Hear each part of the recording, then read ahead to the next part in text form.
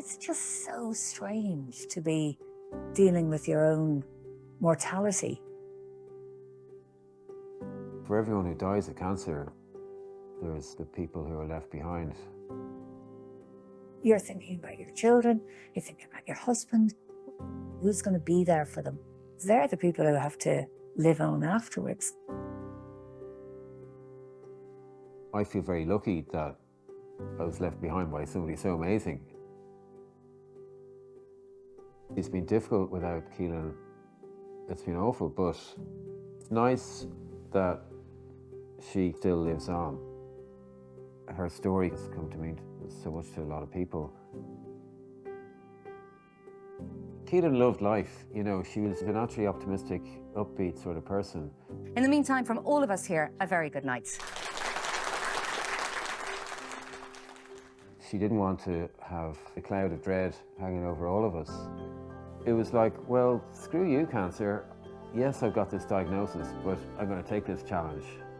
And I'm not going to let the cancer define me. We're not going to be whispering in corners all the time.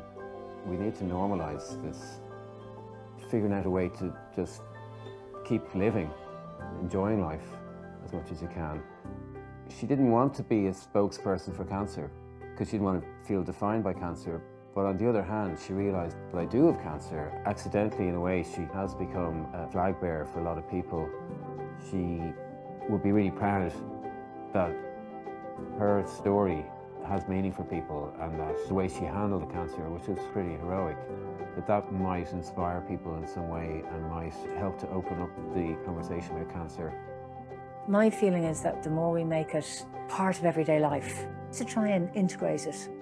I mean, cancer is so common now, and yet it's still the great unspoken. She believed that the more public you were about cancer, the more it's on the agenda, politically and socially, the better chances of change. I think it's really, really important to live for the people who are gone. Not just to mourn the person, but to honour them by living the life that they didn't get to live. I feel you live on. My mother has lived on in me.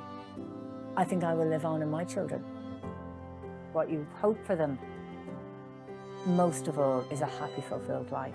And if that is full of memories of me, so be it. And if it is no memories of me, so be it, you know?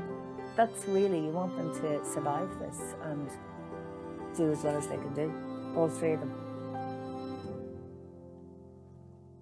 Sometimes I do have to think, well, what would Keelin do? And it's usually the right thing.